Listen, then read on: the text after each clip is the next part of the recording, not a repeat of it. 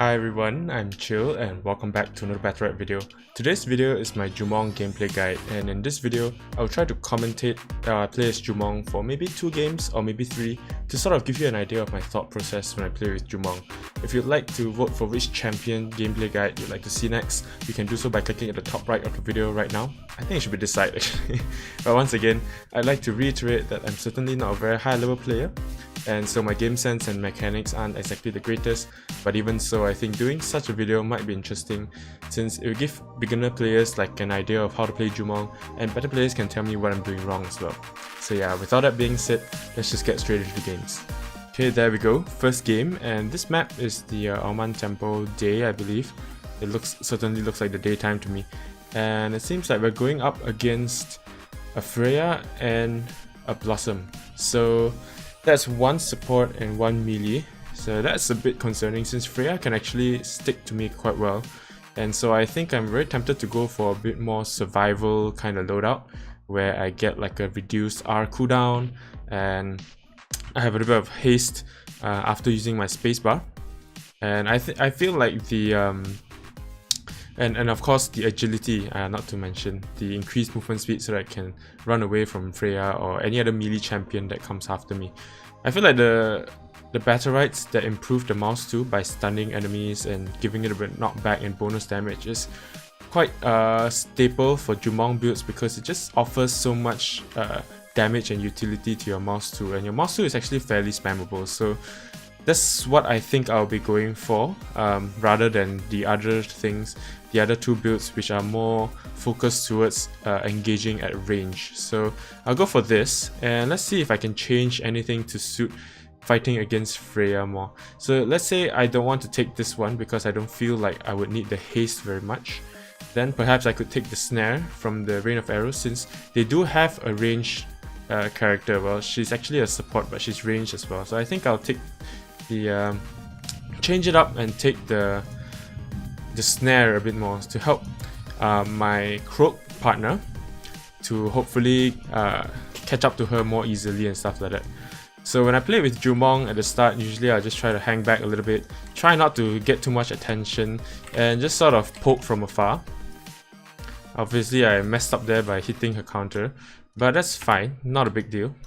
And what you want to do when you start off is you want to get energy and get your charges, right? So see, that's why I like the mouse 2 rights very much. Look at how much damage I do to the Freya, and there she goes, she's dead. And that 34 damage burst from the mouse 2, it just helps you with getting the AWP so much, you know. That's why I feel like it's really important. And the reason why you want to get your charge and energy up as soon as possible is because your... whoa, that was a nice reflect, but she still dies anyway. So the reason why you want to get your weapon charges up is so that you can have the recast, and it's very important especially when you are fighting against melee enemies so that you get the double jump from your spacebar. And having energy really helps since your main escape ability is Prowl, that is your R ability by default, and you would want to get at least 1 bar of energy to use that whenever you need to. So to get out of, it's basically a get out of jail free card, if you know what I mean. So yeah, once again, usually I just start off with a Q, try to poke from afar. I missed it over there. So with a Croak to set up, you can actually combo it with the mouse too, as you can see there. The amount of damage we did to the Blossom is a lot. So obviously I was in a sticky situation, Freya was coming behind me, and so I just jumped out of there, get out of there real quick. Oops, okay, I don't want to get that reflected towards me. So to get out the stun, I just sort of use my R there. Obviously the tree blocked that, but she's almost dead, and she's dead. There we go. So again, this guy is going after me now, so I'm gonna jump away, try to do as much damage as I can while keeping myself safe. Because I know oh, okay, I forgot that she hasn't used the jump. Because I know she used the counter, she's used her ultimate. The only way she can get out of my ultimate was a jump, and I was under the assumption that she used her jump before, so and it was still on cooldown, so I just used my ultimate. So obviously she avoided that with her E. and that's fine.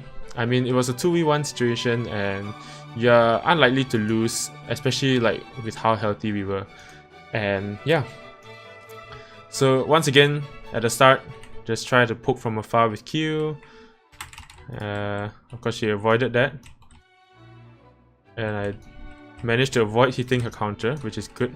So again, I got up to my three charges, so I want to get out of there real quick because I don't want to be hit by Freya too much, in fact. So there we go. She used the R, and so I can safely just use my ultimate on her. There we go. That's a nice root stun, and just non-stop CCs from me and my teammate, of course. Yes, that's the counter used, and the jump used, and there we go.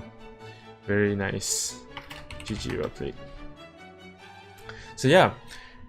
So in that round, I managed to explain like sort of the general game plan for Jumong. Basically at the start, just poke from afar, get some charges, get some energy, and then try to go a little bit more offensive, but not too offensive, and do a bit more damage. Try to make sure you hit your mouse once, of course, since that's the main way you get your charges. And of course, I didn't get to show you much on the EX mouse 1 and EX mouse 2, but I have tried to show that more in the next round, so stay tuned. Okay, there we go. And it seems like we're on Dragon Garden right now, and I was kinda silly and I forgot to turn on the audio recording the previous round, so I hope you can bear with me with that. And I think I demonstrated some really good points in that, so I don't really want to take it out of the video, and so just bear with the lack of audio in that first round. And we'll just move on to the second round now. So in this round, we're up against two melee champions, which is, I think, a very big problem for Jumong. But I hope that I should still be able to survive, and my Croak teammate can also manage to peel for me and keep me alive as well. So at this point, I will definitely take the survival build that I have. So let's go with that loadout.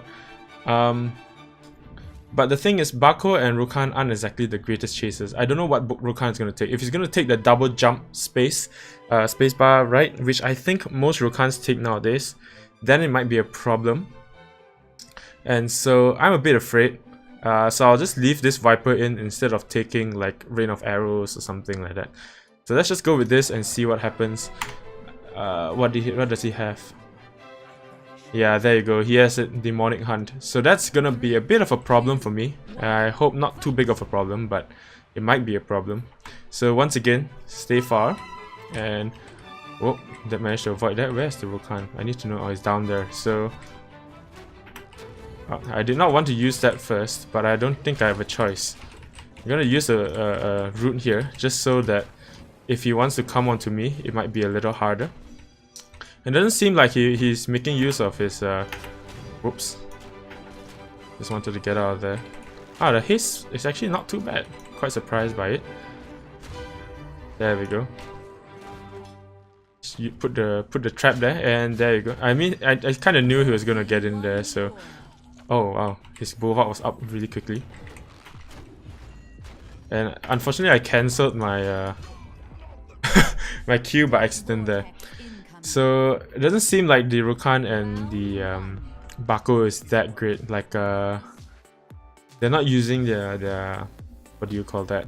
Their iframes correctly to avoid my attacks.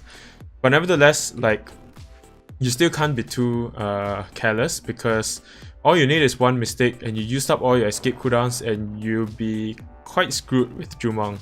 So yeah, you gotta be a bit careful, but it's sort of a balance basically. Like you have to make the right decisions to do damage or to back off at the right times.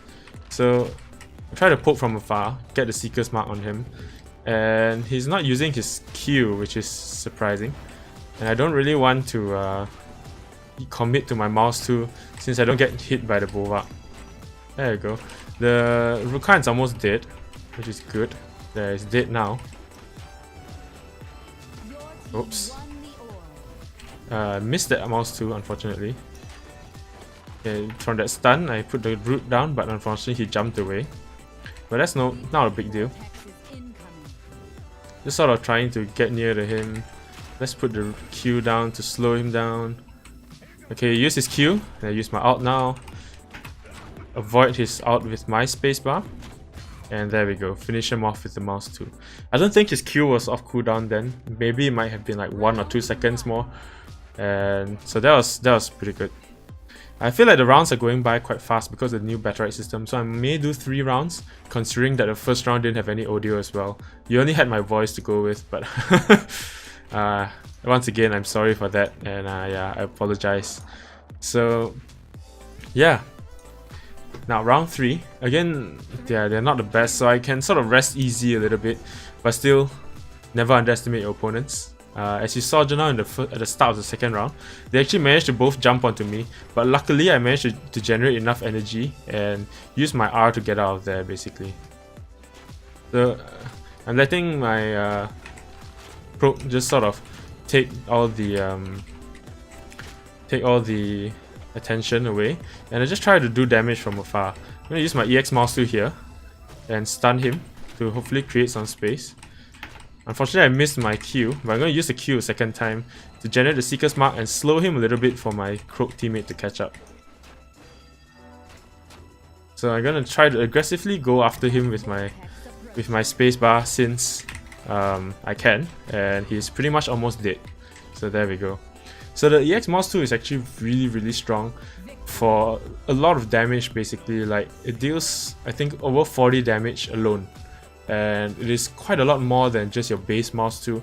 The only downside to it is that people can use their counter to sort of neglect, to sort of, not say neglect, but to avoid like you know, getting the third hit in. The third hit was the most damage with the stun and everything, because all your Battlerites affect the third hit of your EX mouse tool.